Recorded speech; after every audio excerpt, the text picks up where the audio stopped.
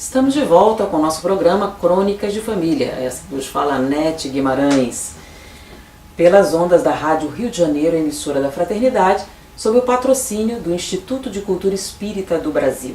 Lembrando, porque eu não esqueci, senão eles me avisam, de avisar que o programa estará disponível durante uma semana no site www.clubedearte.org.br e que agora nós temos um telefone à disposição. É o 3017-9800. Repetindo, 3017-9800. E o nosso contato é cronicasdefamilia@gmail.com. Nós estamos aqui com o Armando Falcone, de Juiz de Fora, terapeuta holístico, hipnoterapeuta, acupunturista, e ainda respondendo as perguntas dos ouvintes. Mas antes de a gente começar, vou até terminar o negócio da pesquisa, eu tenho que dar um aviso importante. Nosso Divaldo Pereira Franco estará na Bienal, que iniciará a partir de 7 de setembro. Então, a Bienal começa dia 1º. Começa dia 1º, mas dia 1º ou dia 11? Então, dia 1º ou dia 11 nós teremos a Bienal do Livro aqui no Rio de Janeiro. E Divaldo estará presente na Bienal autografando seus livros a partir das 14 horas no dia 7 de setembro. Então, 7 de setembro de 2011, Divaldo Franco estará autografando seus livros em vários estandes. Ele estará no estande da Federação Espírita Brasileira, em outros estandes, autografando seus livros a partir das 14 horas. E às 18 horas ele fará uma conferência num auditório grande, confortável, que estará à disposição. Então, 7 de setembro, é a conferência de Divaldo Pereira Franco na Bienal do Livro. Voltando então ao nosso assunto, apesar do nosso tema ser hipnose, auto-hipnose, várias perguntas que a gente respondeu assim. Sim. Mas estão falando sobre, encerrando o pensamento, eles quando mapearam a distribuição do fosfato inorgânico, viram que ele tinha um caminho especial. Injetaram fosfato inorgânico, em vez de ele se difundir passivamente igualmente, ele se localizou em algumas regiões que não correspondiam ao sistema endócrino, que não correspondia à circulação cardíaca, nem ao sistema linfático.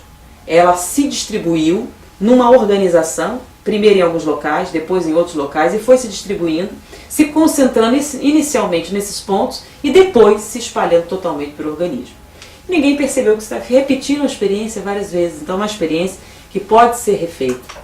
No final, alguém, por acaso, resolveu colocar aquele desenho que foi feito, mas isso aqui é um mapa da acupuntura, e sobrepôs.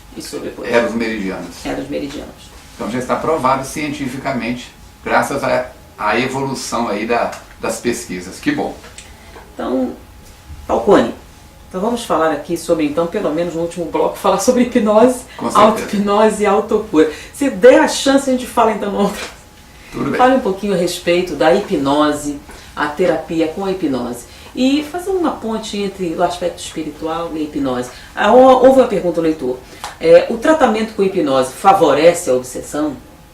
Pelo contrário, favorece a desobsessão, a não ser que o hipnoterapeuta já seja uma pessoa perturbada ou perturbador do equilíbrio do paciente, o que não é o objetivo, não é isso? A hipnose é utilizada desde o tempo da velha Grécia, desde os templos do antigo Egito, desde os caminhos do rio Ganges, em culturas milenares, não é isso? Colocar a pessoa no estado de relax, no estado de relaxamento muscular, tranquilidade ambiental, e induz a pessoa a fazer a viagem para dentro. Hipnose, Anete, nada mais é, nada menos é do que a viagem para dentro. Viajar para fora é fácil, tem dinheiro, compra passagem, vai, acabou e pronto. Vai a pé, vai a cavalo, vai de qualquer jeito, de avião. Agora, a viagem para dentro, é necessário que a pessoa dê uma pausa e comece esse trabalho de conhecer, de autoconhecimento. O hipnoterapeuta procura colocar o paciente numa postura confortável, num ambiente de ruídos confortável, uma música relaxante, uma música new age ou sem música, dá um tom na voz específico e vai nesse processo avançando até onde o paciente permite. Agora, só existe hipnose se houver auto-hipnose. Eu preciso primeiro te ensinar a entrar nesse relax, a entrar nesse estado de auto-pesquisa, no estado de viagem interior. E aí se consegue retirar agora as toxinas emocionais, psíquicas, padrões de crença, melhorar o aprendizado, melhorar a concentração, melhorar a atenção, gagueira, não é isso? Bruxismo, melhorar a pessoa nas fobias, no pânico. Assim nós vamos ver que é uma terapia autodesobsessiva. Por quê? Se eu te fortaleço, se eu fortaleço o paciente no aspecto físico, emocional, psíquico, as barreiras para infiltração de ideias malsãs vão diminuir. E é o processo da auto-hipnose, da auto-obsessão, onde eu sou o meu obsessor, pelas minhas manias, pelos meus chiliques, pelos meus tiques, que não tem nada a ver com influência espiritual. A partir deles eu atraio espíritos daquela frequência. Neste quadro, a hipnose, a auto-hipnose, pode melhorar o relacionamento da pessoa com ela mesma e produzir curas extraordinárias. Eu já trabalho com isso há mais de 15 anos, já quase 20 anos, e temos catalogados modificações comportamentais extraordinárias. Tem uma outra pergunta, essa é bem interessante. Eu vou deixar o Falcone responder, porque ele é um hipnoterapeuta também. É que a gente estudou hipnose também, nós estudamos a hipnose tradicional na universidade e também a hipnose ericksoniana. Mas, uma pergunta interessante. Fala-se muito de hipnose na codificação. Estado hipnótico, hipnose. Por que há esse conflito entre a ciência, o que ela diz da hipnose, e o espiritismo, o que ele diz da hipnose? Na academia, na ciência, a hipnose é um estado alterado de consciência desencadeado pelo hipnotizador, né, isso, pelo terapeuta, pelo profissional de saúde, objetivando a cura disto ou daquilo. Quando no espiritismo falamos de hipnose, é desse estado alterado de consciência que eu posso entrar comigo mesmo, melhorando o meu padrão no momento da oração e baixando o meu padrão quando xingo, quando agrido, quando parto para violência física ou verbal. Eu estou num estado de auto-hipnose positiva ou negativa, como também da aproximação de um espírito desencarnado ou de uma onda mental de outro encarnado que altere o meu comportamento. Eu estou neste quadro, nesse caso, entrando num estado alterado de consciência, de sintonia com uma outra mente, encarnada ou desencarnada, ou com os recursos que eu trago no meu subconsciente. Então, na doutrina espírita, quando se fala de hipnose, seria nessa ação de espíritos junto à pessoa. A mediunidade, quando a pessoa está em transe mediúnico, está num estado alterado de consciência. Pode ser para fazer o bem, ser médium do bem, médium com Jesus. Pode ser para fazer o mal, ser médium da treva, da perturbação. Muito interessante. E quando você fala da hipnose, as pessoas dão um tom muito místico a isso. Se a gente avaliar corretamente, hoje em dia, a metodologia científica tem facilitado isso, a nossa percepção da realidade não é tão real como a gente imagina. Nem tudo que parece, nem tudo que parece é. Quando a gente fala ver alguma coisa, nós estamos fazendo referência à percepção de estímulos visuais. Mas quando você olha, você já está falando de interpretações de natureza pessoal que você faz de algo. Então, por exemplo, a distância. A distância, a gente faz uma junção de uma série de elementos e calcula a nível cerebral a distância das coisas. Então a gente não está vendo objetos distantes, a gente está calculando as distâncias. Quando a gente vê profundidade, uma série de noções que a gente acha que são físicas, na verdade, nós não temos essa informação diretamente, nós temos cálculos que a gente faz mentalmente e avalia diante disso uma determinada definição da realidade. Então nós poderíamos afirmar que a realidade varia de pessoa para pessoa, de acordo com a sua interpretação. Então a hipnose é uma técnica que, em determinada circunstância, burla essa neurologia que a gente tem e atinge determinados estados mentais que são fisiológicos que a gente pode levar.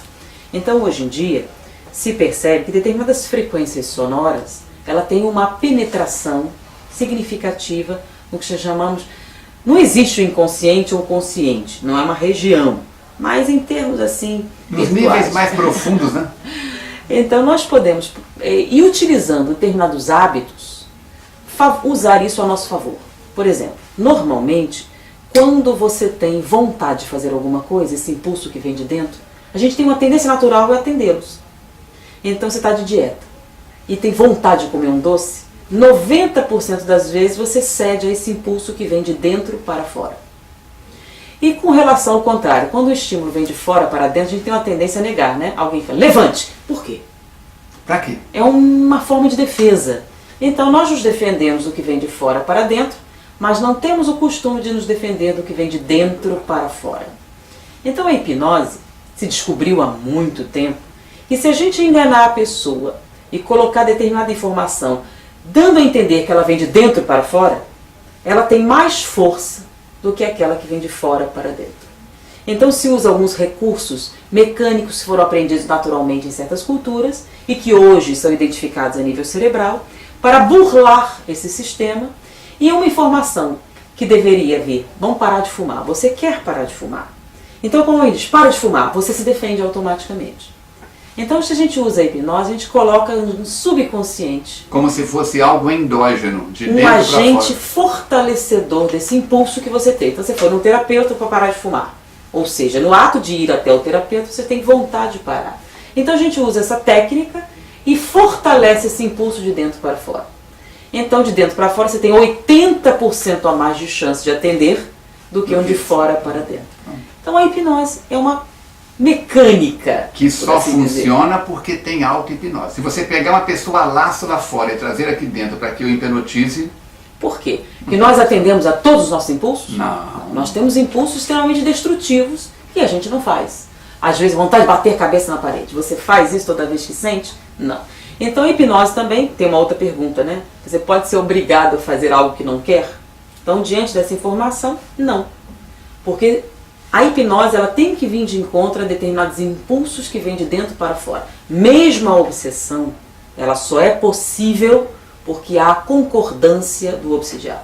Com certeza. Não, essa força que se dá ao espírito obsessor, mas e se for um Teofrastos? E se for... Não.